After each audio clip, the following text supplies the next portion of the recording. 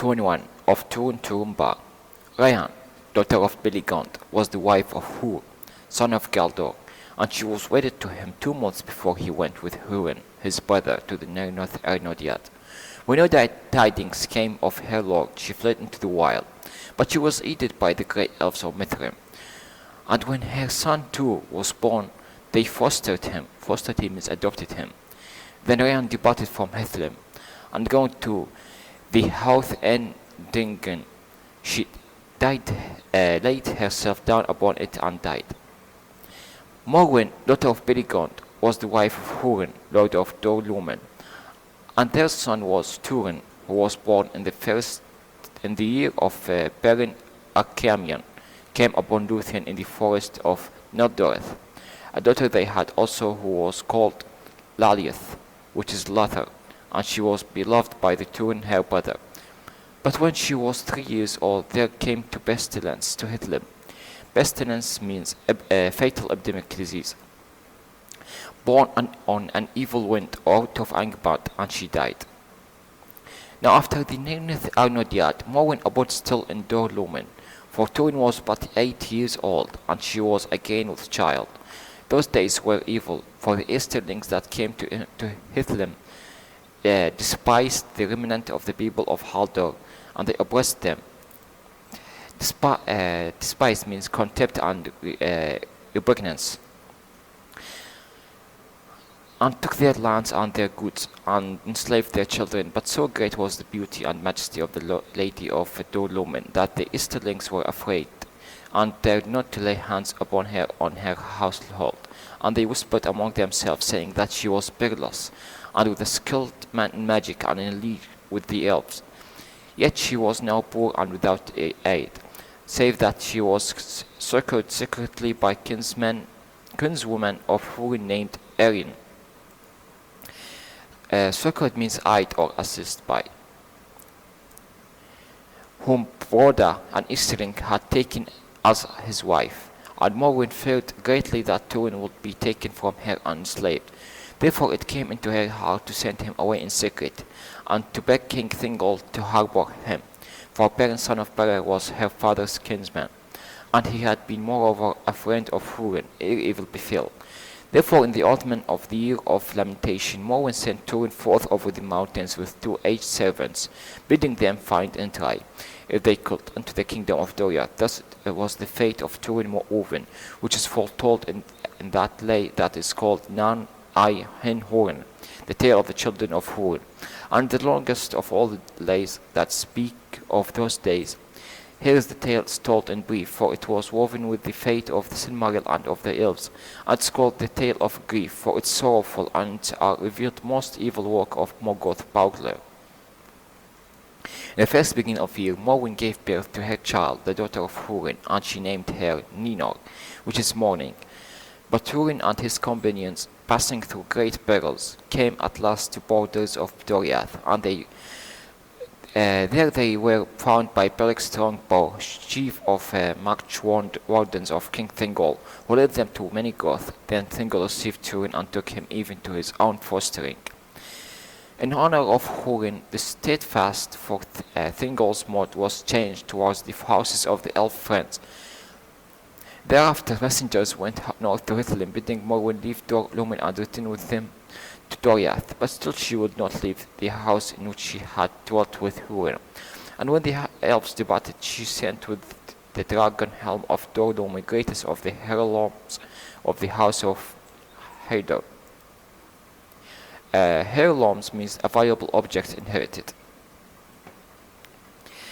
Túrin grew fair and strong in Doriath, but he was marked with a sorrow. For 9 years he dwelt in Thingol's halls, and during that time his grief grew less, for messengers went at time to Heirlooms, and returning they brought better tidings of Morwen and Númenor. But there came a day when the messenger did not return out of died north, and Thingol would not send more, and Túrin was filled with fear for his mother and his sister, and the grimness of his heart he went before the king, and asked for a mail and sword. The grimness means the grief.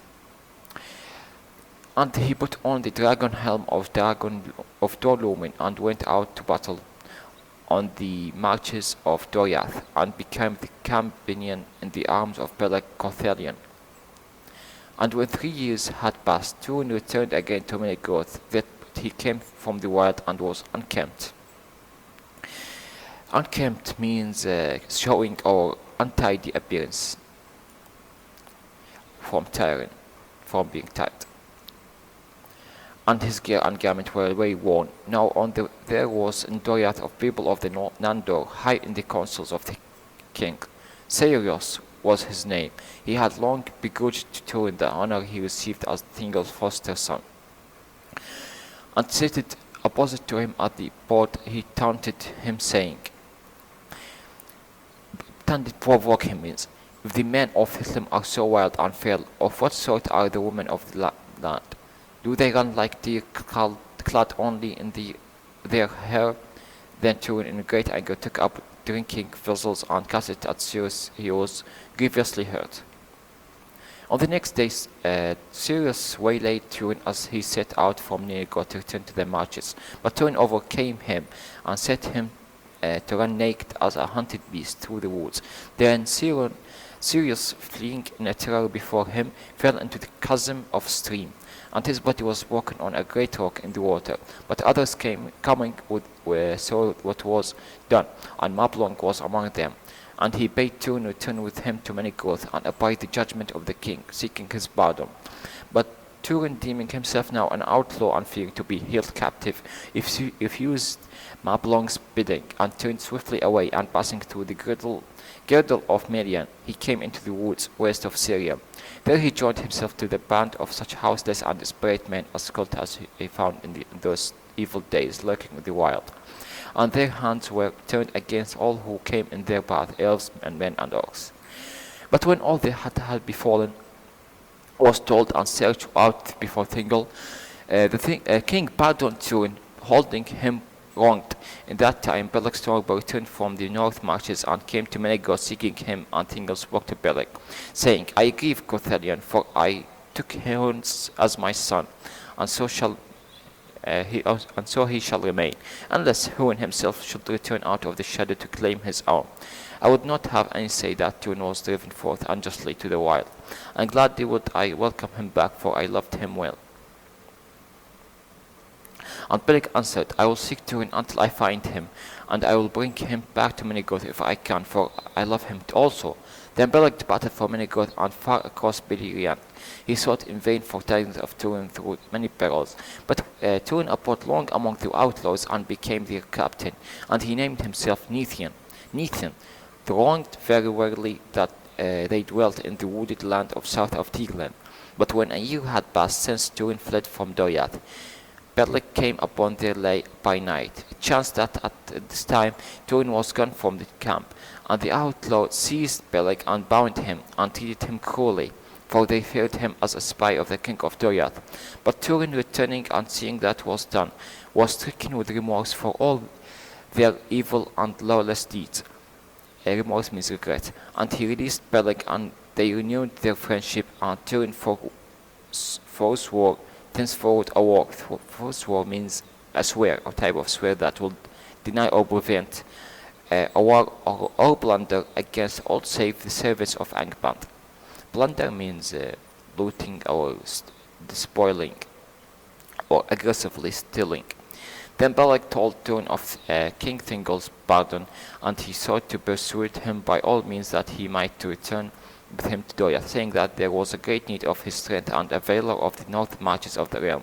Of late the orcs have found a way down out of Tau Northfoin, he said. They have made a road through the pass of Anak. I don't remember it, said Túrin. Never did we go so far from this border, said Beleriand, but you have seen the peaks of Grisagrim far off, and to the east the dark walls of Gorgoroth. Anak lies between above the high springs of Mindib, a hard and dangerous road, yet many come by it now, and Dimbar, which used to be peace, in falling under the black hand, and the men of Berthel are troubled. We are needed there. But in the pride of his heart, Túrin refused the pardon of the king, and the words of Beleg was of no avail to change his mood. And he, for his part, urged Beleg to remain with him in the lands west of Syrian, but the Beleg would not do. And he said, "Hard you are, Túrin, and stubborn. Now the turn is mine. If you wish indeed to save the strong bow beside you, look for me in Dunbar, for thither I shall return." On the next day, Beleg set out, and Túrin went with him a bow shot. A bow shot means the distance, just like the distance of a bow shot by the arrow from the camp. But he said nothing. "It is farewell then, son of Húrin," said Beleg. Then Túrin looked out westward, and he saw afar the great height of Amon-Roth, and unwitting means unaware of what lay before him, he answered, "You have said, seek me in Dunbar, but I say, seek for me on Amon-Roth, else this is our last farewell." Then they departed in friendship, yet in sadness. Now Beleg returned to the Thousand's Cave, and coming before Thingol and Melian, he told them of that he had befallen, save only of his evil handlings by Túrin's companions. Then Thingol sighed, and he said, What more would Túrin have me to do? Give me leave, Lord, said Beleg, and I will guide him as I may, that no man shall stay that elven words are lightly spoken, nor would I wish to see so great a good run to nothing in the wild.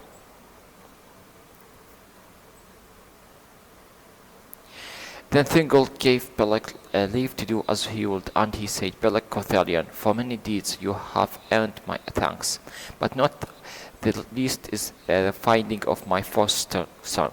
At departing ask for any gift, and I will not deny it to you. I ask then for the sword of worth," said Beleg, "for the oars came now too thick, and too close for a bow only, and such a plate as I have is no match for their armor. Choose from all that I have," said Thingol, "save only Arnaroth, my own." Aranaroth. Then Beleg chose Anglakel, and it was the sword of great worth, and it was so named because it was made of iron that fell from heaven as a blazing star. It will cleave all earth, delved iron. One other sword only in Middle Earth was like to it. The sword does not enter into this tale, though it was made of the same or by the same smith, and that smith was all the dark elf who took Erthel, Turgon's sister, to wife. He gave Anglakel to Thingol as fee, which he begrudged for leave to dwell in non-Elmoth. But its mate Angwerel he kept it until it was stolen from him by Maeglin his son. But as Thingol turned the hilt of Anglakel towards Beleg, Melian looked at the blade. Hilt means bring one hand or tool or weapon into contact with someone or something quickly and forcefully. She said, "There is a malice in this sword. The dark heart of this smith still dwells in it. It will not love the hand it serves, neither will it abide with you long. Nonetheless, I will wield it while I may," said Beleg. "Another gift I will give it to you, Cothalion," said Melian. "That shall be your help in the wild, and the help also of those whom you choose." And she gave him the store of limbas, the way bread of the elves. Way bread means the bread of elves in Númenor, wrapped in leaves of silver, and the threads that bound it was sealed at the knots with the seal of the queen. At the knots means first way bread means special food of bread. Knots means tangled mass or fasten of the queen. A wafer means just like a cream of white wax shaped as a single flower of Tilberion, according to the customs of the Eldelia. The keeping and giving of limbas belonged to the queen alone. Nothing did Melian show greater favor to Túrin than in this gift, for the elder had never before allowed men to use this way bread, and seldom did so again. Then Beleriand departed with those gifts for many growth and went back to the north marches where he had his lodge and many friends. Then in Turambar the orcs were driven back, and Angelakel rejoiced to be unsheathed. But when the winter came and war was stilled, suddenly his companions missed Beleriand, and he returned to them no more. Now when Beleriand departed from the outlaws and returned into Doria, Túrin led them away westward of Syrian Vale, for they go away of their life without rest, ever watchful on their fear of pursuit, and they sought for a safer lair. And it chanced at that time of evening that they came upon 3 dwarfs, who fled before them. But one that lagged behind was seized and thrown down. Lagged means just like confused or not running or stumbling.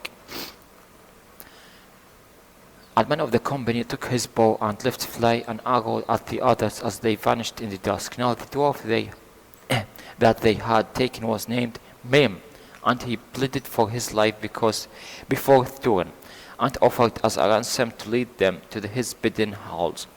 Ransom means obtain the release of a prisoner by making a payment demanded, which none might find without his aid. Then Túrin pitied him and spared, giving mercy means, and spared him, and he said, "Where is your house?" Then Mim answered, "High above the lands lies the house of Mim upon the great hill. Amon Ruth is that hill called now, since the elves changed all that names." Then Túrin was silent, and he looked long upon the dwarf, and at least he said, "You shall bring us to that place." On the next day they set out the following Mim to Amon Ruth.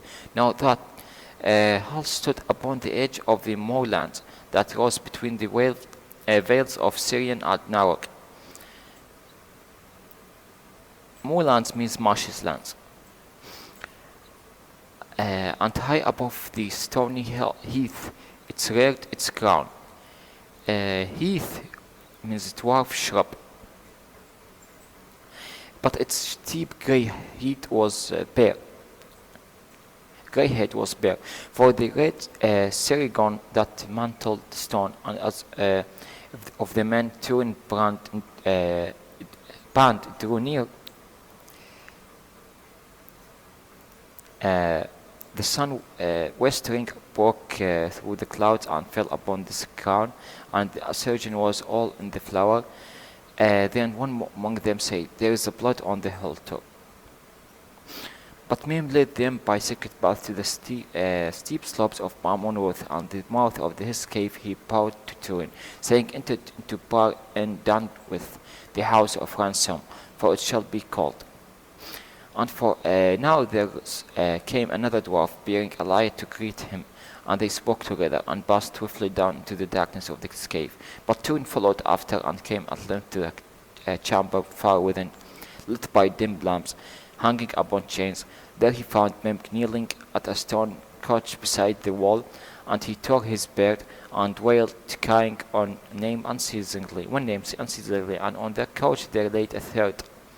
But Túrin, entering, stood beside Mim and offered him aid. Then Mim looked up at him and said, You can give no aid, for this is Cam, my son, and he is dead, pierced by an arrow. He died at sunset. Ibon, my son, has told me." Then pity rose in Túrin's heart, and he said to Mim, "Alas, I will call this shaft that shaft, if I could. Now bar and done with, the house shall be called in truth. And if ever I came to any wealth, I will pay you a ransom of gold for your son, in token of sorrow, though it's gladden your heart no more." A gladden means of glad. Then Mim rose and looked long at Túrin. "I hear you," he said. "You speak like a dwarf lord of old, and all that I marvel now my heart is cold, though it's not glad.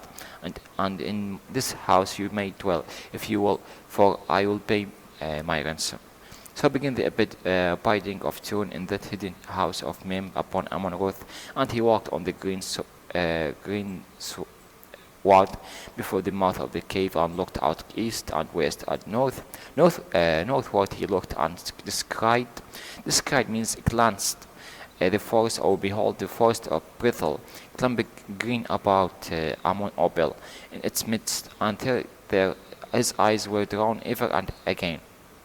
He knew not why, for his heart was set rather to the northwest, where league upon league away on the secret skirts of sky, it seemed to him that he could glimpse the mountains of shadow, the walls of his home. But at evening, Túrin looked west into the sunset as the sun rode down red into the hazes above the distant coast. Hazes means fog, the fog. Above the distant coast, and the veil of Nag lay deep in the shadows between. Or the mist, haze means fog mist. In that time the fellow Túrin spoke much with Mim, and sitting with him alone he listened to his lore and the tale of his life. For Mim came of dwarves that were banished in ancient days from the great dwarf cities of the east, and long before the return of Morgoth they wandered westward in Beleriand, but they became diminished in stature and smithcraft, and they took to lives of stealth, walking with bowed shoulders and furtive steps. Furtive means avoidance steps.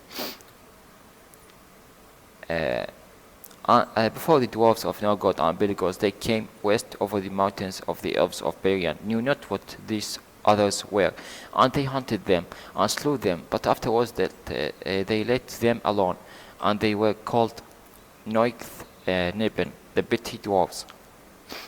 In the Sindarin tongue, here's bitty means little importance. In the Sindarin tongue, they loved none but themselves, and if they feared and hated the orcs, they hated the Eldar no less, and they exiled most of all.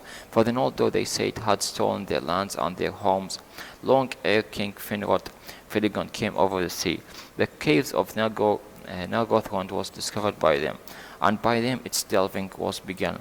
And beneath the crown of Amon both the bald held the slow hands of the petty dwarves had bored and deepened and the caves through the long years that they dwelt there, untroubled by the grey elves of the woods. But now at last they had dwindled means diminished, and died out of Middle Earth, all save Mim and his two sons, and Mim was old even in the reckoning of dwarves.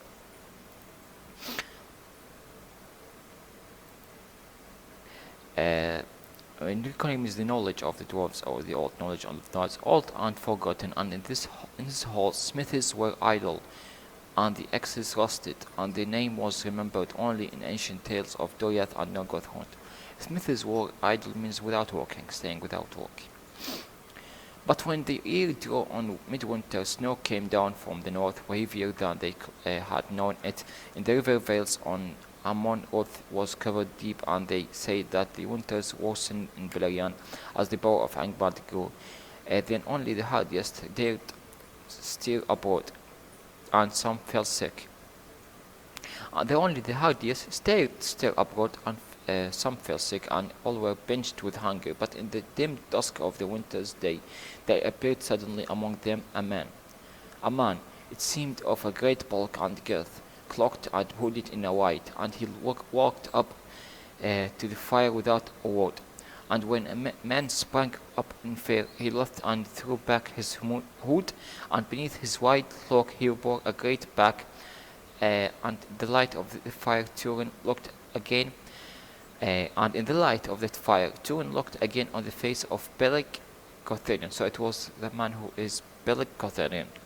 Thus Beleg returned once more to Túrin, and their meeting was glad, and with him he brought out of Turambar the dragon helm of Lumen, thinking that it might lift Túrin's thought again above his life in the wilderness as the leader of a bitty company. But still Túrin would not return to Doriath, and Beleriand yielded to his love, gained his wisdom, remained with him, and did not depart, and this time he labored much for the work, for the good of Túrin company. Those that were hurt or sick he tended, and gave to them the limbas of Melian, and they were quickly healed. For though the grey elves were less in skill and knowledge than the exile from Valinor. In the ways of life of Middle-earth they had a wisdom beyond the reach of man, and because Beleg was strong and enduring, far-sighted in minds as in eyes, he came into to be healed in honor among the outlaws. But the hatred of men for the elves that had come into power and done with grew ever greater, and he sat with Ebon his son in the deepest shadows of his house, speaking to none. But Túrin paid no little heed to the dwarf, and when winter passed and spring came, they had sterner work to do. Sterner means, let's say, strict. Who knows now the counsels of Morgoth, who can measure the reach of his thought, who had been milker mighty among the Ainur of the great song, and sat now a dark lord upon a dark throne in the north, waiting in his malice all the tidings that came to him, and perceiving more of the deeds and purposes of his enemies than even the wisest of them feared. Than even the wisest of them feared, save only Melian the queen. To her often the thought of Morgoth reached out, and there was foiled. Foiled means overcome. So his thought spread all along. Even the wiser was feared, except Melian. And now again the might of Angband was moved, and as the long fingers of groping hand, just like a blind hand, or just like someone blind searching with his hand away, moved, and as long fingers of groping the hand, the forerunners of his armies probed the ways. Probe means searched the way into Beleriand. Through Anak they came, and Turambar was taken, and all the north marches of Doriath. Down the ancient road they came that led the long defile of Sirion, past Hyle where the mines Tirith of Finrod he had stolen, and so through the land between Malduin and Sirion, and on through the eaves of Berthel to the crossing of Tirlin. Thence the road went on into the guarded plain, but the orcs did not go far upon it as yet, for they dwelt now in the wild terror that was hidden, and upon the red hell was watchful eyes of which they had not been warned. For Túrin put on again the helm of Hardor and far and wide in Beleriand, and whisper went under the hood and over stream and through the passes of the hills, saying that the helm and bow that had fallen in Turambar had arisen again beyond hope, and then many who went leaderless, disposed but undaunted, means unfeared, took heart again and came to seek the two captains. Though Quarthol, the land of bow and helm, was in that time named all the regions between Tirlin and the west of marches of Tariath. And Túrin named himself anew Gorthol, the dread helm, and his heart was high again in Menegoth and the deep halls of Nargothrond, and even in the hidden realm of Gondolin. The fame of the deeds of the two captains was heard, and Angband also they were known. Then Morgoth lost, for now by the dragon helm was Hurin's son revealed to him again. And ere long Amroth was ringed with the spice. In the waning of the year, in the waning means in diminishment, or in the, let's say, in the faded of the year, Mayim, dwarf and Ebon his son went out from Bar and done with to gather roots in the wild for their winters, roots in the wild for their winter store. Store means just like hibernating, and they were taken captive by orcs. Then for a second time Mem promised to guide his enemies by the secret path to his home on Amon-Roth, but yet he sought to delay the fulfillment of his promise and demanded that Quarthol should not be slain. Then the orc captains lost, and he said to Mem, "Assuredly Túrin, son of Hurin, should not be slain." Thus was Par and done with betrayed, for the orcs came upon it by night, and at unawares, guided by Mem, There many of Túrin's company were slain as they slept, but some fleeing by an inner stair came out upon the hilltop, and there they fought until they fell, and their blood flowed out upon the surgeon that mantled the stone. But a net was cast over Túrin as he fought, and he was enmeshed in it, and overcome and led away. And at length, when all was silent again, men crept out of the shadows of his house, and as the sun rose over the mist of Syrian, he stood beside the dead men on the hilltop. But he perceived that not all those that lay there were dead, for only when his gaze was returned, and he looked on the eyes of Peleg the elf, then with hatred long stout Mim stepped up to Peleg and drew forth the sword angelical that lay beneath the body of one that had fallen beside him. But Peleg, stumbling up, seized back the sword and thrust it at the dwarf, and Mim in terror fled wailing from the hilltop, and Peleg cried after him, "The vengeance of the house of Hyder will find you yet." Wailing means laminating our sad horse, let's say, wailing cry. Now Peleg was sorely wounded, but he was mighty among the elves of Middle-earth, and was moreover a master of healing. Therefore he did not die, and slowly his strength returned, and he sought in vain among the dead for Túrin to bury him, but he found him not. And then he knew that his son was yet alive, and taken to Angband. With little hope, Peleg departed from Amon-Roth, and set out northward toward the crossing of Teglin, following in the track of the orcs, and he crossed over the Bridgejack, and journeyed through Turambar towards the pass of Anak. And now he was not far behind him, for he went without sleeping, and whereas they had tarried on their road.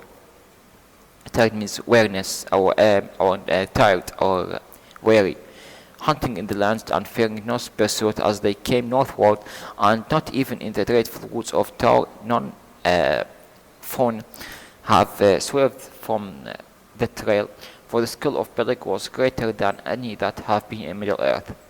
But as he passed by night through the evil land, he came upon one lying asleep at the foot of a great dead tree. And Peleg, staying his steps beside the sleepers, now saw that it was an elf. Then he spoke to him, and he gave him limbas, and asked him what fate had brought him to this terrible place. And he named himself Gwyndr, son of Gwilym. Giving Peleg looked upon him, for Gwyndr was now but a pent and fearful shadow of his former shape and mood. When in the Nairneth Arnodiad, the lord of Nargothrond, rode with rash courage to the very doors of Angband, and there was taken. For a few of the Noldor whom Morgoth captured were to put to death because of their skill in forging and in mining for metals and gems. And Gwyndr was not slain, but put to labor in the mines of the north. By secret tunnels known only to themselves, the mining elves might sometimes escape, and thus it came to pass that Peleg found him, spent and bewildered in the mazes of Tor and Fawn. And Gwyndr told him that as they lay and lurked among the trees, he saw a great company of orcs passing northward, and wolves went with him. And among them was a man whose hands were chained, and they drove him onward with hoops. Very tall he was, said Gwyndr, as tall as are the men from the misty hills of Hithlum. Then Peleg told him of his own errand in Tor and Fawn, and Gwyndr sought to dissuade him from his quest, saying that he would but join Túrin in the anguish that awaited him. But Peleg would not abandon Túrin, and despairing himself, he aroused hope again in Gwyndr's heart, and together they went on following orcs until they came out of the forest on the high slopes that ran down to the barren dunes of Anfoglath. Dunes means a mound or ridge of sands, or the summits. There, with sight of the peaks of Thangodrum, the orcs made their encampment in the Peardale. In the Peardale means valley. As the light of the day was falling and setting, wolves sentinel. Sentinel means the guarded wolves All about they fell to carousing. A great storm rolled out of the west, and lightning glittered on the shadowy mountain far away as Beleriand and Wither crept towards the dell. When all in the camp were sleeping, Beleriand took his bow and in the darkness shot the wolf sentinels one by one, and silently.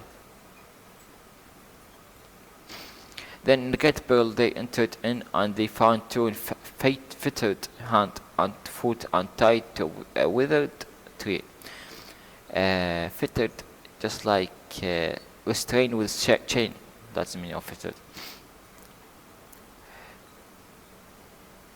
And all about him knives that had been cast at him were embedded in the trunk, and he was senseless in a sleep of a great weariness. But Beleriand and Wither cut the bonds that held him, and lifting him, they carried him out of the door, yet they could bear him no further than to a thicket of thorn trees, a little away above. There they laid him down, and now the storm drew very near. Beleriand drew his sword and glackle, and with it he cut the fetters that bound Túrin.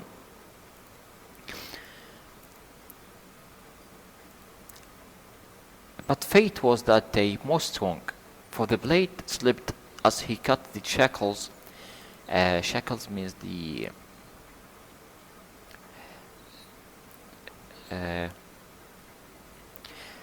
attached together of fetters by chains. For the blade slipped as he cut the shackles, and Túrin's foot was pricked. Then he was aroused in a sudden wakefulness of rage and fear, and seeing one bending over him with naked blade, he leapt up with a great cry, believing that orcs came again to torment him. And grappling with him in the darkness, he seized Anglakel and slew Beleriand, thinking him a foe.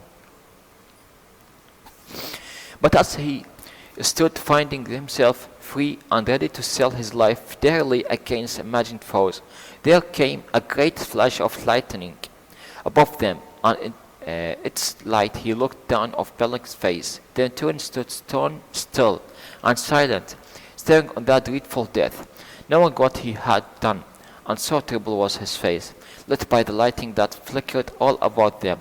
Then that Gunder cowered down upon the ground and dared not raise his eyes. But now in the dell beneath the orcs were aroused, and all the camp was in tumult. And they feared that thunder that came out of the west, believing that it was sent against them by great enemies beyond the sea. Refers to the Valar, maybe. Then a wind arose, and the great rains fell, and torrents swept down from the height of Tower and Northfown.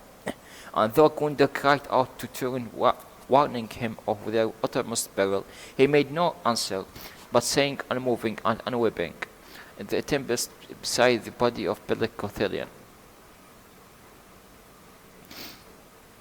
Tempest means the windy storm.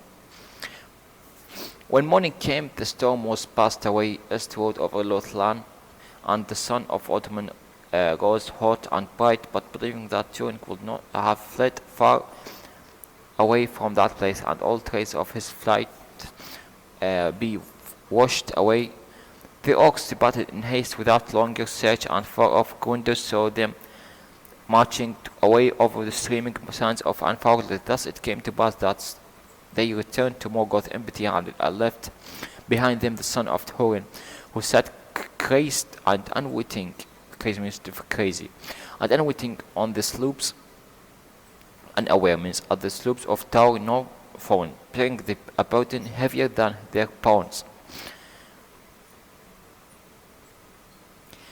Beleriand and he pounds. Then Gunder rose Túrin to eat him in the burial of Beleriand, and he rose as one that walked in sleep. And together they laid Beleriand in a shallow grave, and placed beside him Belthrondig, his great bow, that was made of black yew wood. But the dread sword,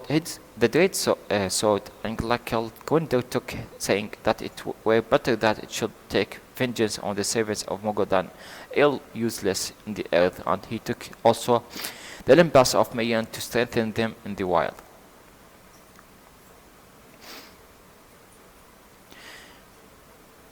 Thus ended Peleg's strong bow, truest of friends, greatest in skill of all that harbored in the woods of Beleriand in the older days.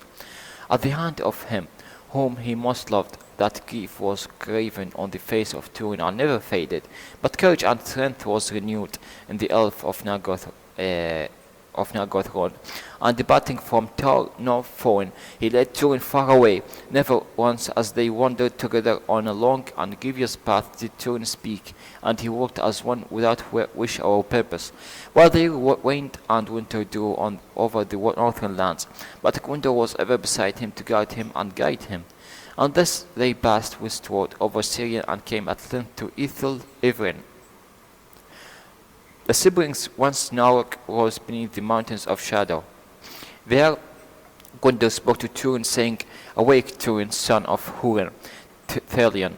On Ivrin's lake is endless Lothar. She is fled from crystal fountains unfailing, and guarded from defilement by Olmo, Lord of Waters, who wrought her beauty in ancient days." Then Túrin knelt and drank from that water, and suddenly he cast himself down, and his tears were unloosed at last, and he was healed of his madness. There he made a song for Beleg, and he named it Lair Ko Beleg, the song of the great bow, singing it aloud heedless of peril. Then Gwyndor gave the sword Anglacult into his hand. And Túrin knew that it was heavy and strong, and had great power, but its blade was black and dull, and its edge blunt. Then Gwyndor said, "This is a strange blade, and unlike any that I have seen in Middle-earth. It mourns for Beleg even as you do, but be comforted, for I return to Nargothrond of the houses of Finarfen, and you shall come with me, and be healed and renewed." "Who are you?" said Túrin. "A wandering elf, a thrall escaped whom Beleg met and comforted," said Gwyndor. "Yet once I was Gwyndor, son of Gwilyn, a lord of Nargothrond, until I went to Nirnaeth Arnodiad and I was enslaved in Angband." "Then have you seen Héorin, son of Galdor, the warrior of Lumen?" said Túrin. "I have not seen him," said Gwyndor, "but the rumor of him runs through Angband that he still defies Morgoth, and Morgoth had laid a curse upon Túrin and all his kin."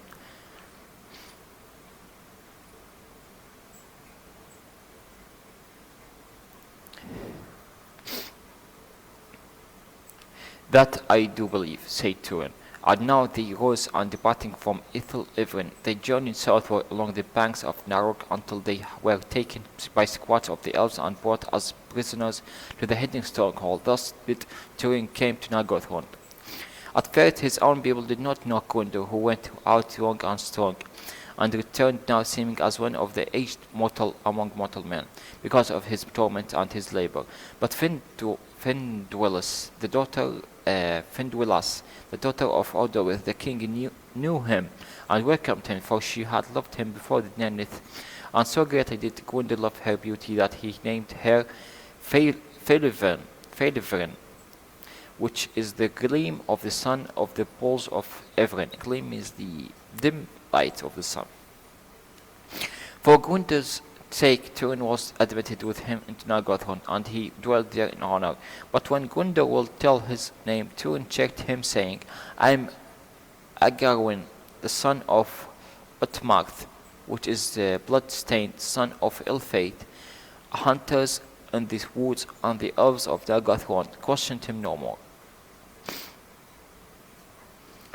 In that time that followed, Túrin grew high in favor with Odorith, and well nigh all hearts were turned to him in Nargothrond, for he was young and only now reached his full manhood. He was in truth the son of Morwen, old with Elit Húin, to look upon, dark-haired and bare-skinned, with the grey eyes, and his face more beautiful than any other among mortal men. In the older days his speech and being were that of the ancient kingdom of Doriath, and evening and morning the elves that he might be taken for one from the great house of the Noldor. Therefore many called him Adandel, the elf, Adandel, or the Adandel, the elf man.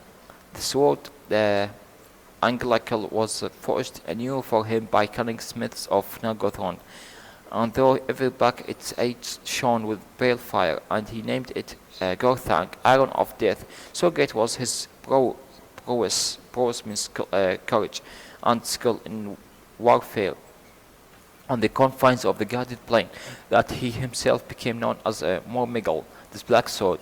And the elves said the Mormigel can't be slain save only by mischance or an evil arrow from afar. Therefore they gave him dwarf mail to guard him, and in the grim mood he found also in the armories a dwarf mask all gilded, and he put it on before battle, and his enemies fled before his face. Then the heart of Finduilas was turned from Gondor against her will. Her love was given to Túrin, but Túrin did not perceive that had befallen, and being torn in heart, Finduilas became sorrowful, and she grew wan and silent. But Gondor sat in dark thought, and on a time he spoke to Finduilas, saying, Daughter of the house of Finarfin, let no grief lie between us, for though Morgoth has laid my life in ruin, you still I love. Go whither love leads you, yet be aware. It is not fitting that the elder children of Ilúvatar should wed with the younger, nor it is wise, for they are brief and soon pass to leave us in the widowhood. Widowhood means the widow, or if it the one who is losing his wife or her husband. Where the world lasts, neither will fate suffer it, unless it be once or twice only, for some high cause of doom that we do not perceive. But that man is not barren. A doom indeed lies on him, as seeing eyes may well read in him. But a dark room, enter not into it, and if you will, your love shall betray you to bitterness and death. For hearken to me, though he indeed Agarwen, son of Omrath. His right name is Túrin, son of Húrin, whom Morgoth holds in Angband, whose kin he has cursed. Doubt not the bow of Morgoth Bagdar, it's not written in me. Then Finduilas sat long in thought, but at last she said only, Túrin, son of Húrin, loves me not, nor will. Now when Túrin learned from Finduilas of what had passed, he was wrathful, and he said to Gondor, in love I hold you for rescue and safekeeping, but now you have done ill to me, friend, to betray my right name, and call my doom upon me, from which I will lie hid. But Gondor said, then doom lies in yourself, not in your name. When it came known to Outdoor that the Mormigel was in the truth the son of Húrin Talion, he gave him great honor, and Túrin became mighty among the people of Nargothrond.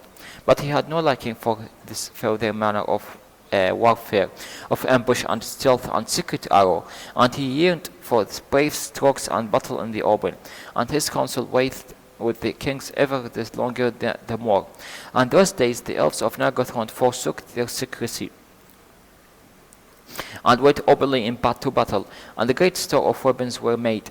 And by the counsel of Túrin, the Noldor built a mighty bridge over the Lawag from the doors of Felagond, for the swifter passage of their arms. Then the servants of Angband were driven out of all the lands between Lawag and Sirion, eastward and westward to the Nenning and the desolate Falas. And though Gondor spoke ever against Túrin in the council of the king, holding it in an ill policy, he fell into dishonor, and none heeded him, for his strength was small, and he was no longer forward in arms. Thus Nargothrond was revealed to be to the wrath and hatred of Morgoth. But still at Túrin's prayer, his true names was not spoken, and though the fame of his deeds came into Doriath and the ears of Thingol, rumor spoke only of the black swords of Nargothrond. In that time of spite and hope, and because of the deeds of the Morgomegel, the bow of Morgoth was steamed west of Sirion. Morwen fled at last from Lumen with Númenor her daughter and adventured the long journey to the Thingol's halls. Then new grief awaited her, for she found her own gone, and to Doriath there had come no tidings since the dragon helm had vanished from the lands west of Sirion. But Morwen remained in Doriath with Númenor as a guest of Thingol's and Mirian, and were treated with honor. Now it came to pass, when 495 years had passed since the rising of moon, in the spring of the year, there came to Nargothrond 2 elves named Gelmer and Erminas. There they were of Angrod's people, but since the Dagor Bargolech, they dwelt in the south with Cerdans the shipwright. From their far journeys they brought tidings of great mustering of orcs. Mustering means the dominating of orcs and evil creatures under the eaves of Erdwithern and that pass of Sirion, and they also told that Olmo had come to Círdan, leaving warning that great peril drew nigh to Nargothrond. Hear the words of Lord of Waters, said to the king. Thus he spoke to Círdan the shipwright. The evil of the north has defiled the springs of Sirion, and my bow withdraws from the fingers of the flowing waters. But a worse thing is yet to come forth. Say therefore to the Lord of Nargothrond, shut the doors of the fortress, and go not abroad. Cast the stones of your bride into the loud river, that the creeping evil may not find the gate. Although it was troubled by the dark words of the messengers, but Túrin would not by no means hearken to these counsels, and at least of all that will say suffer the greater bridge to be cast down. For he was become proud and stern, and will do all things as he wished. Soon afterwards Hundir, lords of Berthel, was slain, for the orcs invaded his land, and Hundir gave them battle. But the men of Berthel was worsted and driven back into their woods, and in that autumn of the year, bidding his hour, Morgoth loosed upon the people of Naog the great host that he had long prepared. And Glaurung the Oroloki passed over in Anfaugleth and came thence to the north vales of Sirion, and there did a great evil under the shadows of Erdwithern. He defiled the Ethel Everin, and thence he passed into the realm of Nargothrond, and he burned the tales of Talith and Dernan, the guarded plain between Naug and Tiglin. Then the warriors of Nargothrond went forth, and tall and terrible on that day looked Túrin, and the heart of the host was upheld, as he rode on the right hand of Ordorith. But greater far was the host of Morgoth than any squad had told, and none but Túrin defended by his dwarf mask could withstand the approach of Glaurung. And the elves were driven back, and he pressed by the orcs into the field of Tumhaldud, between Ginglith and Norog, and there they were bent on that day all the bride that host of Nargothrond withered away. And Ordorith was slain in the forefront of the battle, and Gwyndr son of Gwilyn was wounded to the death. But Túrin came to his aid, and all fled before him, and they bore Gwyndr out of the wood of the defeat here, root means, and escaping into the wood, there he laid him on grass. Then Gwyndr said to Túrin, let bearing pay for bearing, but ill-fated was mine, and vain is thine, for my body is marred beyond healing, and I must leave Middle Earth, and though I love thee, son of Hroin, yet I rue the day, rue means regret the day, that I took thee from the orcs. But for my prowess and thy pride, still I should have love and life. And Nargothrond shall be yet stand a while.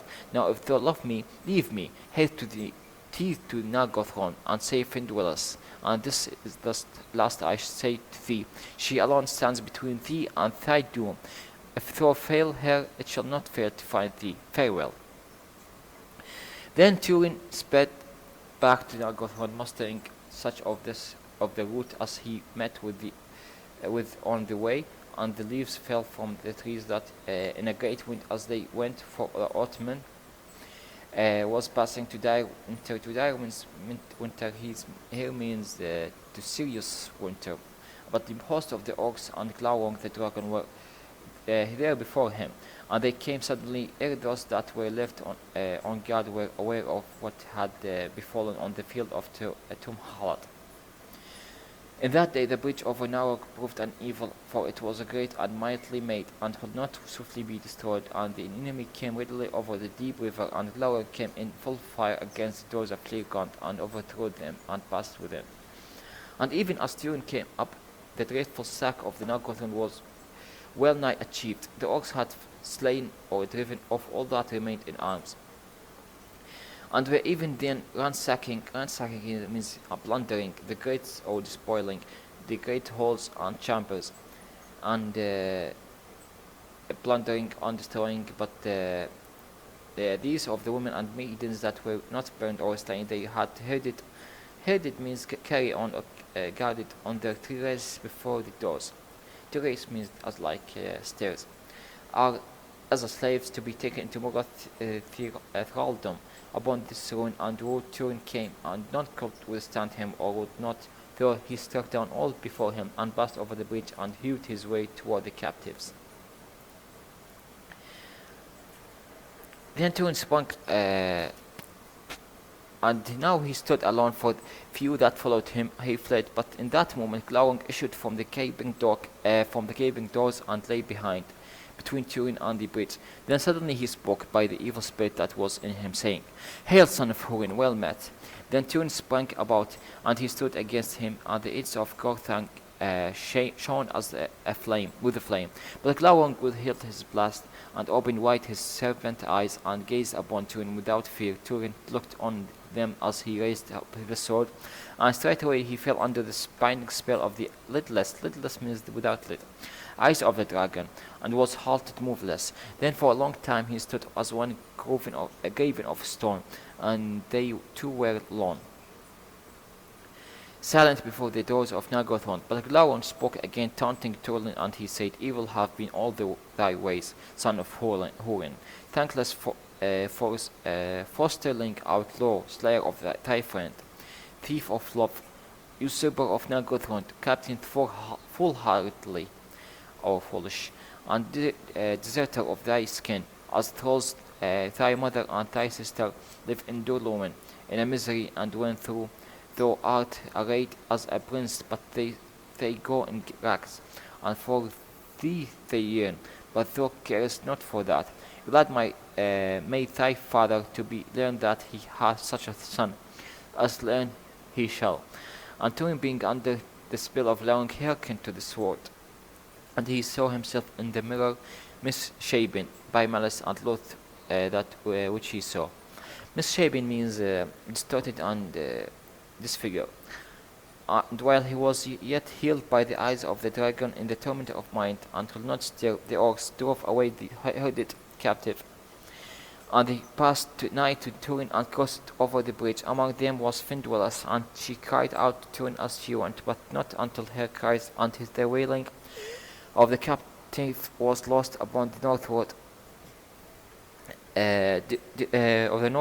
road, did Glaurung release Túrin, and he might not stop his eyes a hair's ears against that voice that hunted him after. Then suddenly Glaurung withdrew his glance and waited, and Túrin stood slowly as a welcome from the hideous stream. Then coming to himself, he sprang upon the dragon with a cry.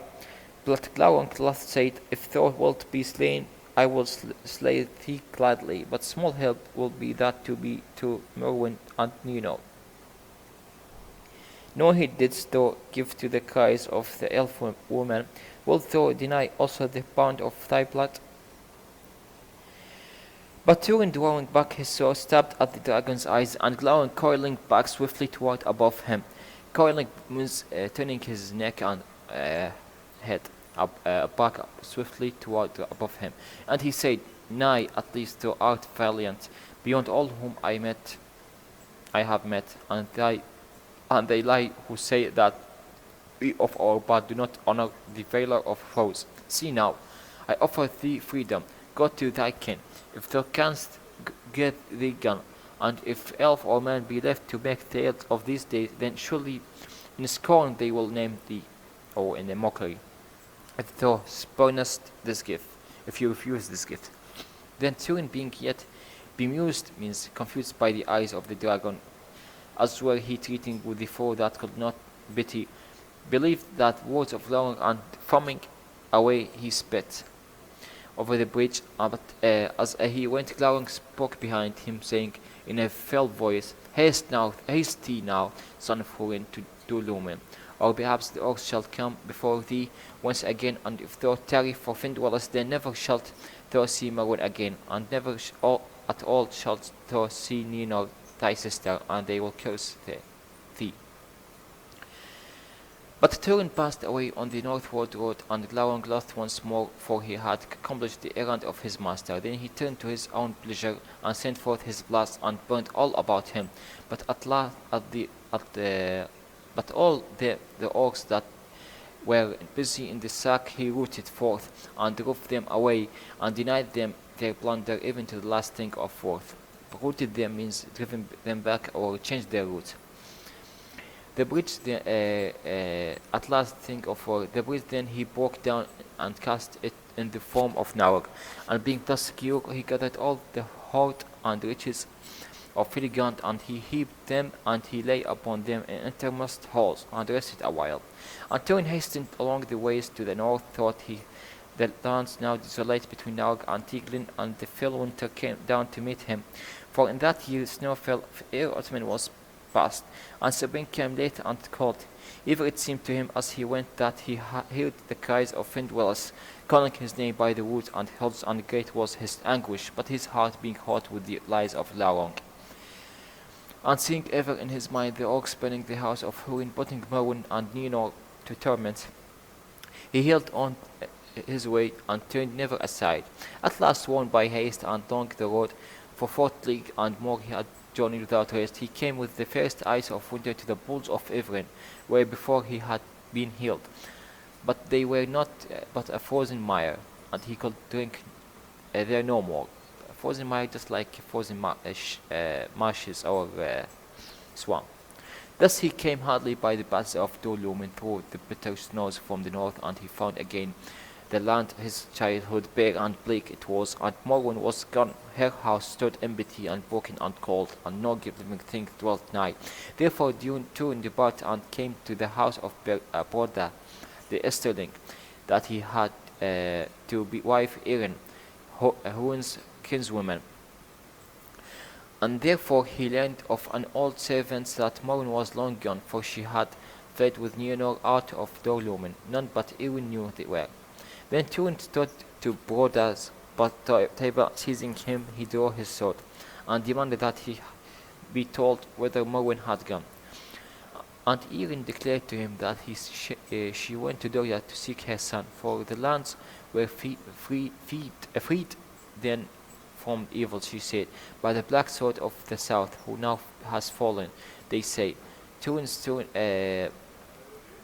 Then Túrin's eyes were opened, and at last threads of Glaurung's spell were loosed, and for anguish and wrath at the lies that had deluded him, and hatred of the oppressors of Morwen, a black rage seized him, and he slew Broda in his halls, and other Esterlings that were in his guests. Thereafter he fled out into the winter, a hunted man, but he was aided by some that remained on Hader's people, and knew that the way of his wild, and with them he escaped through the falling snow, and came to an outlaw's refuge in the southern mountains of Dolumin. Thence Túrin passed again from that land of his childhood, and returned to Syrian Vale. His heart was bitter, for to Dolumin he had brought only greater woe upon the remnant of his people, and they were glad of his going. And his comfort alone he had, that by the prowess of the black sword that the ways of the world had been laid open to Morwen. And he said in his thought, then those deeds wrought not evil to all, and where else might I have better bestowed my kin, even had I come sooner. For if the girdle of the million be broken, then lost hope is ended. Nay, it's better indeed as things be. For a shadow I cast wheresoever I come, let million keep them, and I will leave them in peace unshadowed for a while. Bestowed means have a sake, or let's say grace, having a grace on them. Now Túrin, coming down from Eretwithin, sought for fen dwellers in vain, coming the woods beneath the mountains, wild and wary as a beast, and he waylaid all the roads that went north to the pass of Sirin, but he was too late, for all the trails had grown old, or were washed away by the winter. Yet thus it was the passing southward down Lake Tiglan, Túrin came upon some of the men of Brethil that were surrounded by orcs, and he delivered them, for the orcs fled from Gorthank. He named himself Wild Man of the Old Woods, and they besought him to come and dwell with him. But he said that he had an errand yet unachieved, to seek Finduilas, or daughter of Nargothrond. Then Dolas, the leader of those woodmen, told that grievous tidings of Her's death, for the men of Berthel had waylaid at the crossing of Tigrin the Ori host that led the captives of Nargothrond, hoping to secure them. But the orcs had at once cruelly slain their prisoner, and Finduilas they went to a tree with a spear, so she died, saying that at last, tell the Mormegal the Finduilas is here. Therefore they had laid her in the mound near the place, and named it Houth en Eleth, the mound of the elf maid. Túrin bade them lead him thither, and there he fell down into the darkness of grief that was near death. Then Dolas, by his black sword, the fame whereof had come even into the deeps of Brethil, and by a quest of the king's daughter, knew that the wild man was indeed the Mormegal of Nargothrond, whom rumor said was the son of Húrin of Dulumen. Therefore the woodmen lifted him up and bore him away to their home. Now those were set up in a stockade. Stockade means just like a defense system, but with wood, not with stone, just like a fortress, but small, upon a high place in the forest. Eiffel Brander upon Amun Obil, for the people of Halath were now dwindled by a war. And Brander, son of Hander, was ruled them, was a man of gentle mood, and lame also from childhood. Lame means difficulty of walking. And he trusted rather in secrecy than in deeds of war to save them from the boars of the north. Therefore he feared the tidings that Dolas brought, and when he beheld the face of Túrin as he lay on the pyre means the coffin, a cloud of foreboding lay on his heart. Nonetheless, being moved by his woe, he took him into his own house, and he tended him, for he had skill in healing. And with the beginning of spring, Túrin cast off his darkness and grew hale again, and he arose, and he thought that he would remain in a Brethil hidden, and put his shadow behind him, forsaking the past, and he took therefore a new name, Turambar, which is the high elven speech, signify the master of doom, and he besought the woodmen to forget that he was a stranger among them, or even bore any other name. Nonetheless, he would not wholly leave deeds of war, for he could not endure the orcs that should come to the crossing of Tiglan, or draw nigh to Houth en Eleth, and he made that the place of dread for them, so that they shunned it. But he laid his black sword by, and wielded rather the bow and spear. Shunned it, they ceased it means, or stopped it.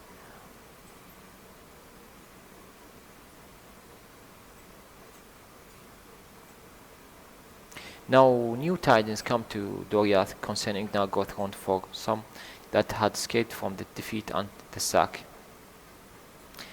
and he had survived the fell winter in the wild, came at last to Thingol seeking refuge, and the march wardens brought them to King, and some said that all the enemy had drawn northward, and others that glowering abode still in the halls of Lilligant, and some said that the Mormegal was slain, and others that he was cast under a spell by a dragon and dwelt there yet, as one changed to a stone. But all declared that it was none too many in Nargothrond ere the end of the Mormegal was none other than Túrin, son of Húrin of Dulumen.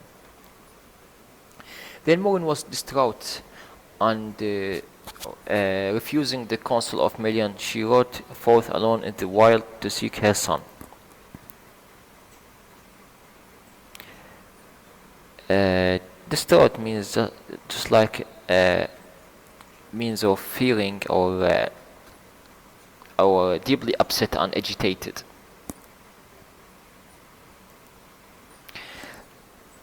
Or some true tidings of him. Thingol therefore sent Mablung after her with many hardy march word to find her and guarded her, and to learn what news that they might. But Númenor was bidden to remain behind. Yet the fearlessness of her house was hers, and in a very evil hour, in the hope that Moon would return, when she saw that her daughter would go with her into Númenor, disguised herself as one of Thingol's people and went with the ill-fated riding. They came upon Morwen by the banks of Silmarillion, and Mablung besought her to return to Menegoth, but she was fey. Fey means hardihood, an impression of unworldliness, worldliness, yes.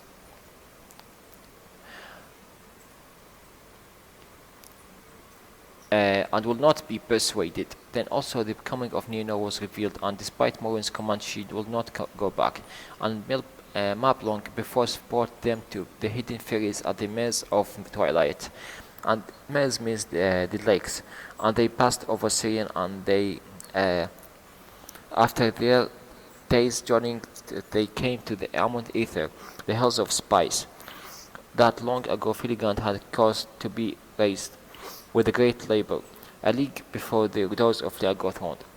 There Mablung set a guard of riders upon Morwen and their daughter, and forbade them to go further. Forbade here means forbidden, or prevent them further. But he, seeing from the hall no sign of an enemy, went down with his squad to the Narog, as stealthy as they could go.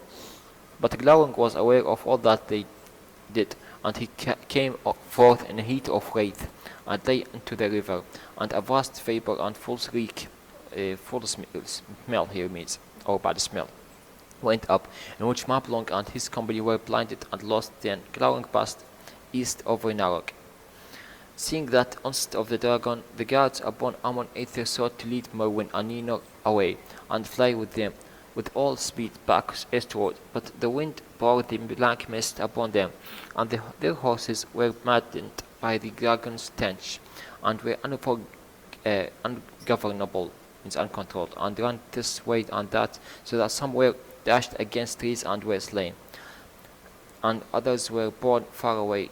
Thus the ladies were lost, and the Morwen did no sure tidings come ever to Doriath after. But Númenor, being thrown by her steed, yet unhurt, made her way back to Amon Aether, there to wait Mablung, and came thus above the reek into the sunlight, and looking westward she stared straight into the eyes of Glaurung, whose head lay upon the hilltop. Harold strove with him for a while, but he put forth his power, and having learned who she was, he constrained her to gaze into his eyes, and he laid a spell of utter darkness and forgetfulness upon her, so that she could remember nothing that had ever befallen her, nor her own name, nor the name of anything, and for many days she could neither hear nor see nor stir by her own will. Then Glaurung left her standing alone upon Amon Aether, and went back to Nargothrond. Then now Mablung, who greatly daring, had explored the halls of Beleriand. When Glaurung left them, fled from them at the approach of the dragon, and returning to Amon Aether, the sun sank and night fell as he climbed the hill, and he found none there save Númenor, standing alone under the stars as an image of stone. No word she spoke or heard, but would follow if he took her hand. Therefore in a great grief he led her away, though it seemed to him vain, for they were both like to perish, succourless in the wild. Succourless means helpless. But they were found by the three of Mablung's companions, and slowly they journeyed northward and eastward toward the fences of the land of Doriath, beyond the Silmarillion and the guarded bridge nigh to the unflowing of his galled wind.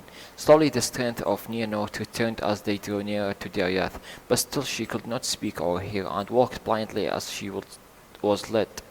But even as they drew near the fences, at last she closed her staring eyes and would sleep, and they laid her down, and rested also, unheedfully, for they were utterly outworn. There they were assailed by an orc band, such as now roamed often as nigh the fences of Dorias as they dared. But Númenor in that hour recovered hearing and sight, and being awakened by the cries of orcs, she sprang up in terror and fled ere they could come to her. Then the orcs gave chase, and the elf after, and they took the orcs and slew them ere they could harm her. But Númenor escaped them, for she fled as in a madness of fear, swifter than a deer, and tore off all her clothing as she ran, until she was naked, and she passed out of their sight, running to northward, and though they sought her long, they found her not, nor any trace of her. And at last Mablungs in despair returned to Middle-earth, and told the tidings. Then Thingol and Mir was filled with grief. But Mablung went forth and sought long in vain for tidings of Morwen and Númenor. But Númenor ran out into the woods until she was spent, and then fell and slept and awoke, and it was sunlit a morning, and she rejoiced in light as it were a new thing, and all things else that she saw seemed now new and strange, for she had no names for them. Nothing did she remember, save a darkness that lay behind her, and a shadow of fear. Therefore she went warily as a hunted beast, and became famished. Famished means extremely hungry, for she had no food, and knew not how to seek it. But coming at last to the crossing of Teglin, she passed over, seeking the shelter of the great trees of Withel, for she was afraid, and seemed to her that the darkness was overtaking her again, from which she had fled. But it was a great storm of thunder that it came up from the south, and in terror she cast herself down upon the mount of Howth and Eleth, sobbing her ears from the thunder. But the rain smote her and drenched her, and she lay like a wild beast that is dying. There Turambar found her as she came to crossing of Teglin, having heard rumor of the orcs that roamed near, and seeing in a flare of lighting the body, as it seemed, of a slain maiden lying upon the mount of Findwellis, as it was stricken to the heart. But the woodmen lifted her up, and Turambar cast his cloak about her, and they took her to the lodge nearby, and warmed her, and gave her food. And as soon as she looked upon Turambar, she was comforted, for it seemed to her that she had found at last something that she had sought in her darkness, and she would not need to be departed from him. But when he asked her for concerning her name and her kin and her misadventure means unfortunate incident, or bad luck, let's say.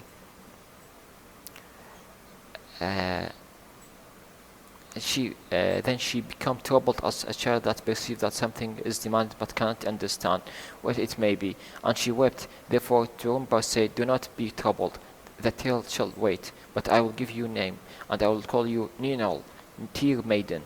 And at the name she took shock her head. Shock her head means shake her head, but said Númenor. That was the first word she spoke after her darkness, and it was and remained her name among the woodmen ever after.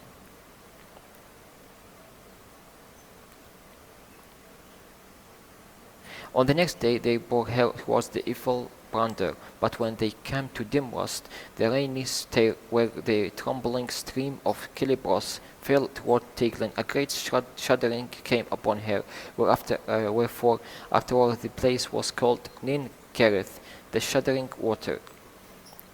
The shuddering refers to trembling. Ere she could come to the home of the woodmen upon Amon Opel, she was sick of fever, and long she lay thus, tended by the women of of Berthel, and they taught her language as to an infant. But ere the autumn came, by the skill of Brander, she was healed of her sickness, and she could speak, but nothing did she remember of the time before she was found by Turambar on the mound of Houth in Elith. And Brander loved her, but all her heart was given to Turambar. In that time the woodmen were not troubled by the orcs, and Turambar went not to war. And where there was a peace in Berthel, and his heart turned to Ninol, and he asked her in the marriage, but for that time she delayed, in spite of her love for Brander foreboded. He knew not what, and sought to restrain her, rather for her sake than his own or rivalry with Turambar. And he revealed to her that Turambar was Túrin, son of Húrin, and though she knew not the name, a shadow fell upon her mind. But when 3 years were passed since the sack of Nargothrond, Turambar asked Ninel again, and vowed that now he would wed her, or else go back to war in the wild. And Ninel took him with joy, and they were wedded at that midsummer. And the woodmen of Berthel made a great feast, but ere the end of the year Glaurung sent orcs of the Dominion against Berthel, and Turambar sat at home deadless, for he had promised to Ninel that he would go to battle only if their home were assailed. But the woodmen were roasted, and Dolas upbraided him. Upbraid means blame him, that he would not aid the people that had taken for his own. Then Turambar arose and brought forth again his black sword, and he gathered a great company of men of Berthel, and they defeated the orcs utterly. But Glaurung heard tidings that the black sword was in Berthel, and he pondered that he devising a new evil. Pondering means thinking of what he heard. In the spring of the after Ninel conceived, and she became, conceived means pregnant, and she became wan and sad, and at that time there came to evil Brander the first rumor Glaurung had issued from the Nargothrond. Then Turambar sent out squads for a field, for now he ordered things as he would, and few gave heed to Brander. As it drew near to summer, Glaurung came to the borders of Berthel, and lay near the west shores of Teglin. And then there was a great fear among the woodfolk, for it was now plain that the great Rome would assail them, and ravage their land, and not pass by, returning to Angband, as they had hoped. They sought therefore the counsels of Turambar, and he counseled them that it was a vain to go against Glaurung with all their forces, for only by cunning and good fortune they could they defeat him. He offered therefore him to seek the dragon on the borders of the land, and bade the rest of people to remain in the evil Brander to be prepared to flight, for if Glaurung had the victory, he would come at first to the woodsmen home to destroy them, and they could not hope to withstand him. But if they then scattered far and wide, they many might escape, for Glaurung will not take up his dealing in Berthel, and will return to Nargothrond. Then Turambar asked for companions willing to aid him in his peril, and Dolas stood forth, but no others fell, for Dolas upbraided the people, and he spoke scorn of Brander, who could not play the part of heir of the house of Haleth.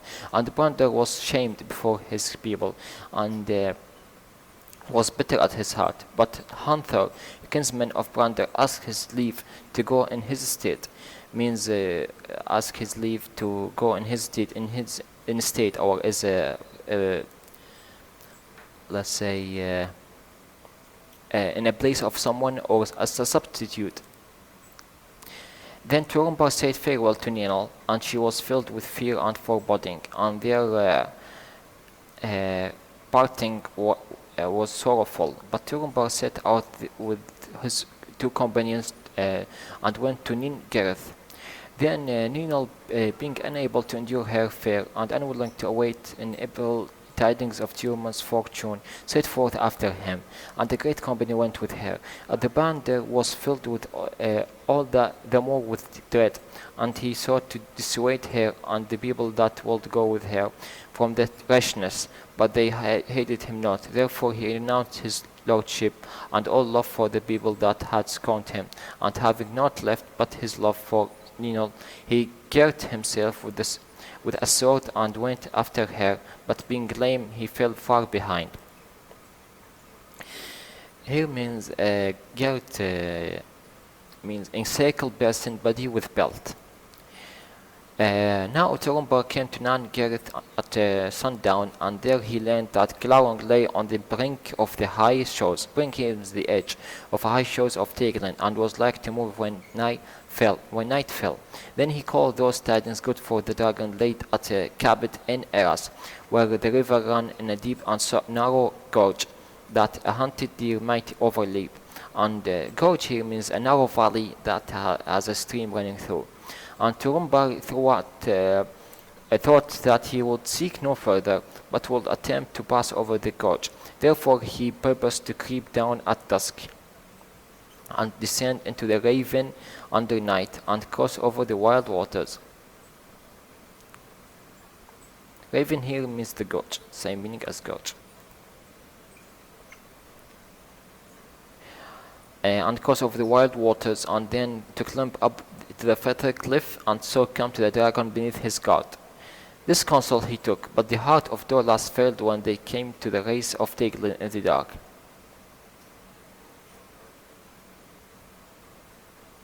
And he dared not attempt the perilous crossing, but he drew back and lurked in the woods, burdened with shame. Turambar and Hunther nonetheless crossed over in safety, for the loud roaring of the water drowned all other sound. And Glaurung slept, but ere the middle night the dragon rose, and with a great noise and blast cast his forward part across the chasm, and began to draw his bulk after.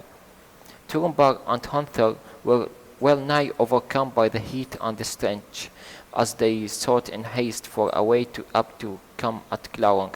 And Hunther was slain by a great stone that was dislodged from on high by the passage of the dragon, and smote him on the head and cast him into the river. So he ended of the house of Hallet, not the least valiant. Then Turambar summoned all of his all his will and courage, and climbed the cliff alone, and came beneath the dragon, and then he drew Gorthang, and with all the might of his arm and of his hate, he thrust it into the soft belly of the worm, even up to his hilts. The handling point of the sword. But when Glaurung felt his death pang, he screamed, and in his dreadful throe means he dying, he heaved up his bulk. Heaved means raised up his bulk, and hurled himself across the chasm, and there lay lashing and coiling in his agony. Lashing means just like whipping with his tail and body. And he set all in a blaze about him. Blaze means as like a fire around him. And beat all to ruin, until at last his fires died, and he lay still. Now Gorthang had been wrested from Turambar's hand in the throw of Glaurung. Here wrested means forcibly pulled out from Bersin Grab. So it was pulled out from Túrin Grab or Turambar Grab. Turambar therefore crossed the hand in the throw of the Glaurung, and it clave into the belly of the dragon. Clave means attached or embedded into the belly of the dragon. Turambar therefore crossed the water once more, desiring to recover his sword, and he took upon his foe, and he found him stretched at his length and rolled up upon on one side, and this halt of dragon Gorthang stood in his belly. Then Turambar seized the hulls and set his foot upon the belly, and cried in mockery of the dragon and his words at Nargothrond, Hail, worm of Morgoth, well met again. Die now, and darkness have thee. Thus this is Túrin, son of Húrin, avenged. Then he wrenched out the sword. Wrenched out, pulled out means the same meaning with as wrested out of the sword, but a spot means of black blood flowed it. Spot means like an inflexing liquid from a body, for example.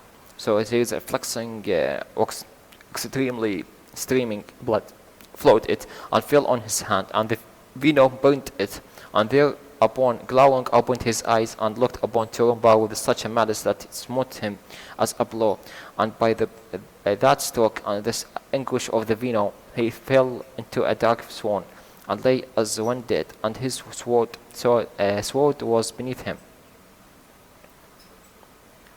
The screams of Glaurung ran in the woods and came to the people that waited at Nirngareth, and when those that looked forth heard them and saw afar the ruin and burning that the dragon made, they deemed that he had triumphed, means went, and was destroying those that assailed him. And Ninol sat and shuddered beside the failing water. Shuddered means shocked or trembled beside the failing water, and the voice of Glaurung, her darkness crept upon her again, so that she could not stir from that place or of her own will. Even so Brandir found her, for he came to Nirngareth and last limping wearily, and when he heard that the dragon had crossed the river and had beaten down his foes, his heart yearns toward Ninol in pity. Yet he thought also, Turambar is dead, but Ninol lives. Now it may be that she will come with me, and I will lead her away, and so we shall escape from the dragons together. After a while, therefore, he stood by Ninol, and he said, Come, it's time to go. If you will, I will lead you. And he took her hand, and she arose silently and followed him. In the darkness none saw them go. But as they went down to the path, the crossing, the moon rose and cast a grey light on the land. And Ninol said, Is this the way? And Brandir answered that he knew no way save to flee as they might from Glaurung and escape into the wild. But Ninol said, The black sword was my beloved and my husband. To seek him only do I go. Where else could you think? And she sped on before him. Thus she came towards the crossing of Teglin, and beheld Howth in Helith in the white moonlight, and the great dread came on her. Then with a cry she turned away, casting off her cloak, and fled southward along the river, and her white raiment shone in the moon. Thus Brandir saw her from the hillside and turned to cross her path, but he was still behind her when she came to the ruin of Glaurung, nigh the brink of Cabot in Eras. There she saw the dragon lying, but she heeded him not, for a man lay beside him, and she ran to Turambar and called his name in vain.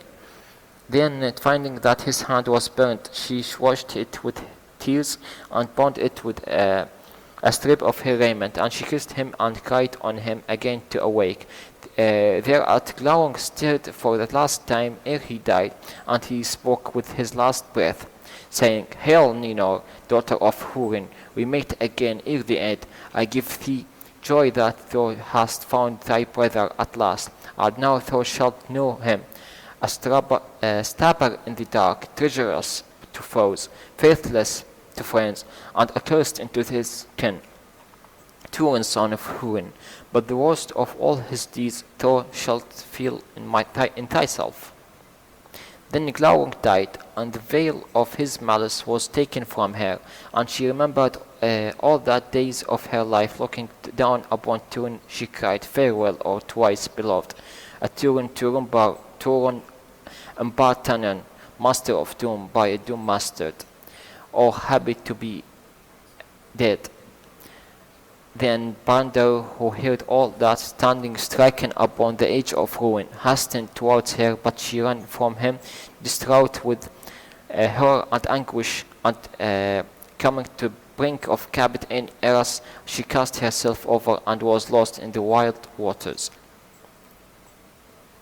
Distraught means agitated or afraid. Then Brander came and looked down and turned away in horror, and though he no longer desired life, he could not seek death in the roaring water, and therefore no man looked again upon Cabot in Arras, nor would any beast or bird come there, nor any tree grow, and it was named Cabot Naner Math, the leaf of dreadful dooms. Ninar Math. But Brander made his way back to Ningerth to bring tidings to the people, and he met Dorlas in the woods and slew him, the first blood that ever he had spilled, and the last. And he came to Ningerith, and men cried to him, "Have you seen her? For Ninal is gone." And he answered, "Ninal is gone forever. The dragon is dead, and Turambar is dead. And those tidings are good." The people murmured at those words, saying that he was crazed. But Brander said, "Hear me to the end. Ninal, the beloved, is also dead. She cast herself into Tiglin, desiring life no more.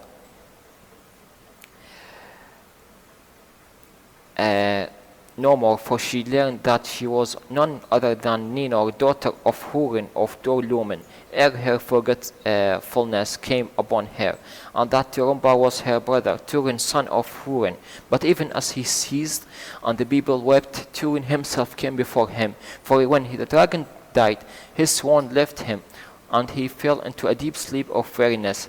But the cold of night troubled him, and the holds of Gauthong drove into his side, and he woke. Then he saw that one had tended his hand, and he wondered much that he was left nonetheless to lie upon the cold ground. And he called, and hearing no answer, he went in search of aid, for he was weary and sick. But when the people saw him, they drew back in fear, thinking that it was his unquit spirit. And he said, Nay, be glad, for the dragon is dead, and I live. But wherefore have you scorned my counsel, and come into peril? And where is Ninal? For her I would see, and surely you did not bring her from her home. Then Brander told him that it was so, and Ninal was dead. But the wife of Dorlas cried out, Nay, Lord, he is crazed, for he came here saying that you were dead, and he called it good tidings, but you live. Then Turambar was wrathful, and believed that all Brander said or did was done in malice toward himself, and Ninal begrudging their love, and he spoke evilly to Brander, calling him clubfoot. Then Brander clubfoot means deformed foot. Then Brander reported all that he had heard, and named Ninor, daughter of Túrin, and he cried out upon Turambar with the last words of Glaurung, that he was a curse into his skin, and to all that harbored him. Then Turambar fell into fury, for in those words he heard that foot of his doom overtaken him. And he charged Brander with leading to Ninal to her death, and publishing with delight with lies of Glaurung, if indeed he devised them not himself. Then he cursed Brander and slew him, and he fled from the people into the woods. But after a while his madness left him, and he came to Howth in Elith, and there sat and pondered all his deeds. And he cried upon Findwellas to bring him counsel, for he knew not whether he would do no more ill to go to Doria to seek his kin, or to forsake them forever and seek death in battle. And even as he sat there, Mablung with company of grey elves came over the crossing of Tegelan, and he knew Túrin, and hailed him, and was glad indeed to find him yet living, for he had learned of the coming forth of Glaurung, and that his path led to Brethel. And also he had heard report that the black sword of Nargothrond now dwelt there. Therefore he came to give warning to Túrin, and help if need be. But Túrin said, You come too late, the dragon is dead. Then they marveled and gave him great praise, but he cared nothing for it, and said, The only I ask give me news of my kin, for in Lumen I learned that they had gone to the Hidden Kingdom. Then Mablung was dismayed, but needs must tell Túrin how Morwen was lost and cast into a spell of dumb forgetfulness, and how she escaped from upon the borders of Doriath and fled northward. Then at last Túrin knew that doom had overtaken him, and that he had slain Brandir unjustly, so that the words of Glaurung were fulfilled in him. And he laughed as one Fae, crying, "This is better, just indeed." Just means joke. But he bade Mablung go, and returned to Doriath with curses upon it, and a curse too upon your errand, he cried. Thus this only was wanting. Now comes the night. Then he fled from them like the wind, and they were amazed, wondering that madness had seized him, and they followed after him. But Túrin far outran them, and he came to Cabot in Arras, and he heard the roaring of the waters, and saw that all the leaves that fell sere from the trees, as though winter had come. Sere means dry and withered.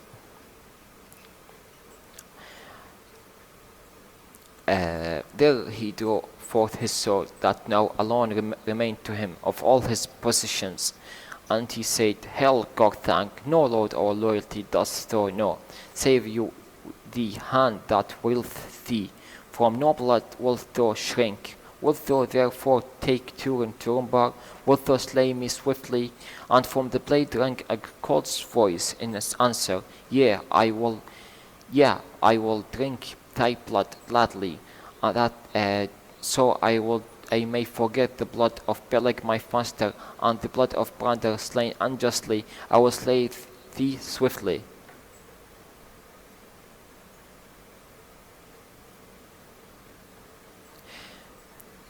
Then Túrin set the hilts upon the ground, and cast himself upon the points of Gurthank, and the backblade took his life. But Mablung and the elves came and looked on the shape of Glaurung lying dead, and upon the body of Túrin, and they grieved. And when men of Birthel came thither, and they learned the reasons of Túrin madness and death, they were aghast means filled with horror. And Mablung said bitterly, "I also have been meshed in the doom of the children of Húrin, and thus with my tidings have slain one that I loved." Then they lifted up Túrin, and found that Gurthank had broken asunder. But elves and men gathered their great store of wood, and they made a mighty burning, and the dragon was consumed to ashes. Túrin they laid in a high mound, where he had fallen, and the shards of Gurthank were laid beside him. And when all was done, and elves sang a lament for the children of Húrin, and a great grey stone was set upon the mound, and thereon was carven in the runes of Doriath, Túrin Turambar Daginor Galaronga, and beneath they wrote also Ninor Ninol, but she was not there, nor was it ever known whether the cold of waters of Teiglan had taken her. And this is the end of this chapter.